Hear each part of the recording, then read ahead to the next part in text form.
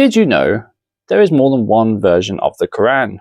Average Muslims have just simply, without bothering to learn, they have just simply parroted a common way of speaking about the Quran and saying, it's 100% the way it's always been, and they cannot imagine any variation. Despite the common claim from Muslims that there is one perfectly preserved Quran since the time of Muhammad for 1400 years, unchanged in letter or word.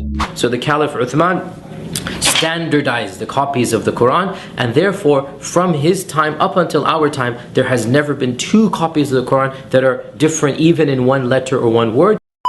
Now this is the claim that I get quite often on my videos as well. They always say the Bible is corrupt, New Testament is made up, it's all fabricated, but the Quran is perfect, 100% unchanged for centuries. Wow, the land of make-believe.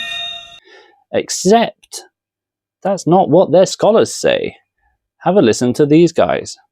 In other words, if you were to compare two printed Qur'ans, you're going to see differences between them. And this is something that many people are unaware of and many people have heard but are not fully familiar with, especially those who have been exposed to some of our brothers who live in Algeria or Morocco or other North African countries. They recite the Qur'an in a slightly different way. Not just a voice or not just a speaking style, but also changes in letters and words and harakat. Today, most Muslims read the Quran in a text that is referred to as the Egyptian edition of 1924. A slightly different text, mostly corresponding to what we read in the rest of the world. And then too, in some parts of Africa, there is another reading of the Quran and a matching manuscript that is prevalent. And here too, we find some slight variations. This cuts away at the sense of complacency that many Muslims have gone around with, thinking that, okay, everything has been preserved dot for dot, letter for letter, the way it was revealed to the Prophet Muhammad, peace be upon him, with no variation or change whatsoever. So on the one hand, you've got the scholars saying it is unchanged, not a word or anything is changed.